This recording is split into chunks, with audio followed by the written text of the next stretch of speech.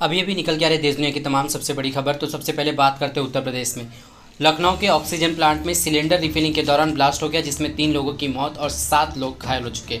अगली सबसे बड़ी खबर आ रही है, उत्तर प्रदेश में बीजेपी का बुरा हाल हो रहा है। जी हां, लगातार उत्तर प्रदेश में जहां पे खुद मोदी जी का गढ़ है, यानी कि मोदी जी वहां से सांसद भी हैं, उसके बावजूद वहां पे हालात बीजेपी का इस कदर है कि मोदी को काशी में 5 महीने में सपा ने 5 झटके दिए। एमएलसी और छात्र संघ चुनाव के बाद पंचायत चुनाव में भी पछाड़ दिया।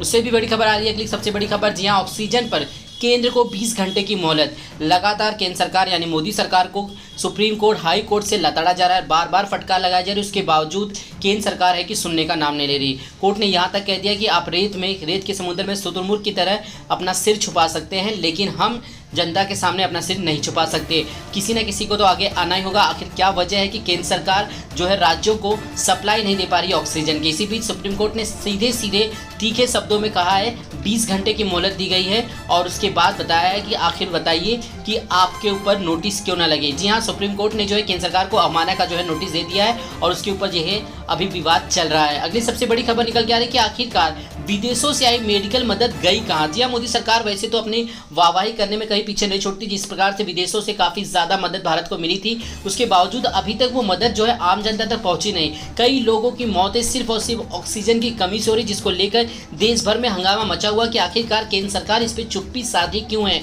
जब देश में कोरोना की रफ्तार अपने चरम पर थी, उस समय देश के बड़े नेता, चाहे प्रधानमंत्री से लेकर गृह मंत्री तक, तमाम नेता बंगाल चुनाव में जो है पछाड़ने में चले गए थे ममता बनर्जी को, लेकिन हुआ कुछ विपरीत। बंगाल में वापस से ममता की जो है तीसरी बार विजय हुई, तो दूसरी तरफ भारत में कोरोना की विजय हो गई, जहां पर देश भर के प्रधानमंत्री से लेकर गृह मंत्री, कैबिनेट मिनिस्टर, तमाम लोगों ने बंगाल में प्रचार प्रसार किया। उसके बावजूद बीजेपी को वहां पर जीत हासिल नहीं हुई। लेकिन दुर्दशा ये हो गई कि देश भर में कोरोना की महामारी अपने चरम पर पहुंच गई। चुनाव आयोग को इस मामले में ऑलरेडी जो है नोटिस मिल चुका है कि चुनाव आयोग की लापरवाही की वजह से आज देश भुगत रहा है।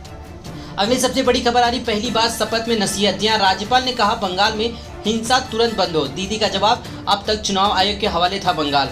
जी हाँ, लगातार बंगाल को लेकर राजनीति रुकने का नाम नहीं ले रही है।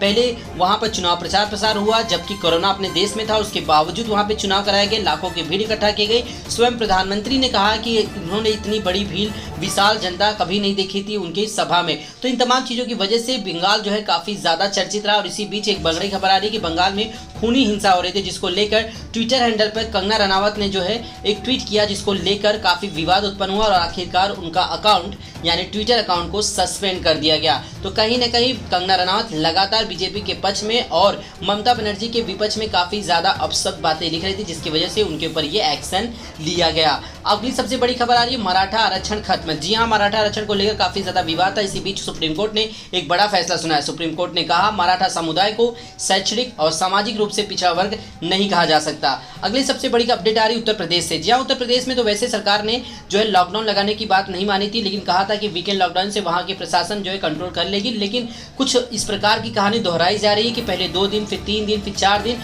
एक बार फिर से उत्तर प्रदेश में 10 मई तक के लिए लॉकडाउन बढ़ा दिया गया। आखिरकार एक ही बार में 10 या 15 दिन का लॉकडाउन क्यों नहीं लगा दिया जा रहा है? 2, 3, 4 दिन का लॉकडाउन क्या होता है? इसको लेकर सोशल मीडिया पर योगी आदित्यनाथ की भी काफ़ी ज़्यादा खींचातानी की जा रही है। 7 दिन में कोरोना के 2,15,000 नए केस आए। इसे